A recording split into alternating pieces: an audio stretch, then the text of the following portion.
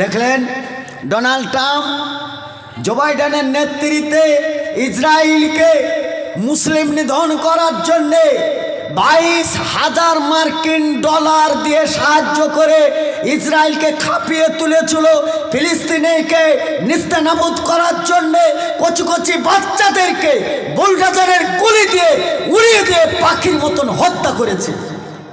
Joe Biden আসলো, সরকার গঠন হওয়ার পরে পরে তার অধিবেশনে নেতৃত্ব দিয়ে একটা কথা বলল, দাঁড়াও, ক্ষমতায় অধিষ্ঠিত হয়েছি, ক্ষমতায় বসেই প্রথম চ্যালেঞ্জ ছিল গাজাকে জাহান্নাম বানিয়ে দিব।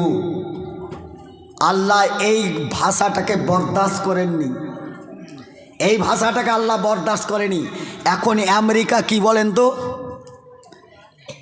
আমেরিকার সরকার ডোনাল্ড ট্রাম্প তার বক্তব্য জনসমুদ্রে বলেছে গাজাকে জাহান্নাম বানাবো। এই ভাষাটা আল্লাহর কাছে অপছন্দনীয় হয়ে ছোট্ট একটা পাখির মাধ্যম দিয়ে গোটা আমেরিকাকে জাহান্নাম বানিয়েছে।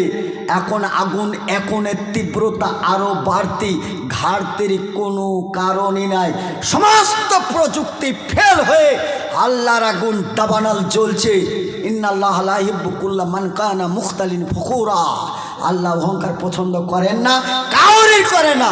অতএব এই আমেরিকা থেকে প্রত্যেককে ক্ষমতাধর সরকারদেরকে শিক্ষা নেওয়া উচিত। বার্তা দিয়ে আমার বক্তব্য বেরেক করছি।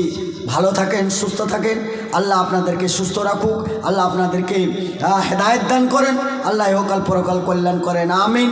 ওয়া আখিরি দাওয়ানা আলহামদুলিল্লাহি রাব্বিল আলামিন। আসসালামু আলাইকুম।